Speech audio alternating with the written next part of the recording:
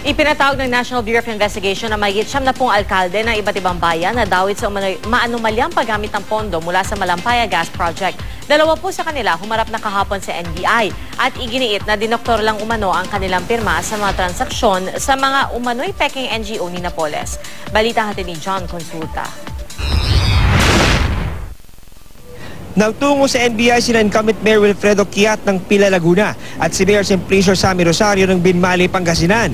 Ipinatawag sila kaugnay sa pagiging recipients umano sa foundation ni Janet Napoles. Nagsumiti sila ng affidavits at iginiit na wala raw silang alam sa ginawang scam ng foundations ni Napoles.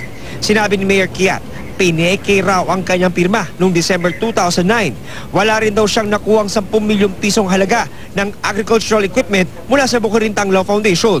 Malaking kasi nangalingan ko yung kanilang sinasabing namin. Dinala sila sa bayan ng Pila para makatulong sa mga magsasaka.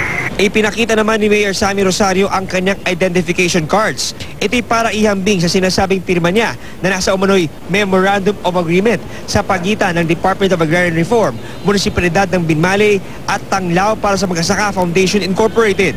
Bukod sa pirma, pineke rin daw ang letterhead ng kanyang opisina noong January 2010 para palabasing nakakuha siya ng 10 milyong pisong farm inputs sa ilalim ng Agricultural Disaster Development Program. Paano kikita ito din kung wala pong kaalaman na ginamit daw para sa agriculture. Sa mga bukid, wala naman kami masyadong bukid sa amin. Puro siya. Puro palaisdaan lang. At saka ilog. Ang dalawang foundation na binanggit ng mga alkalde ay kabilang sa listahan ng NBI na sinasabing peking NGO na binuo raw ni Napoles. Bukod sa dalawang alkalde, may 74 na lokal na opisyal sa Region 1 to 4A at 4B na ipinatawag ng NBI para magbigay linaw sa mahigit 700 milyong pisong Malampaya Fund na binigay umano sa 12 peking foundation ni Napoles. Dismayado ang dalawang opisyal na nagamit umano ang kanilang pangalan at munisipyo para umano'y manakaw ang Malampaya Fund. Ay kung ano ho ang magiging kapasihan ng ating hukuman na kung nararapat sa mga kanilang ginawa, yun ang siguro ang dapat. Dapat naman, meron tayong rule of law. Ang justisya na ang mananabutin sa kanya.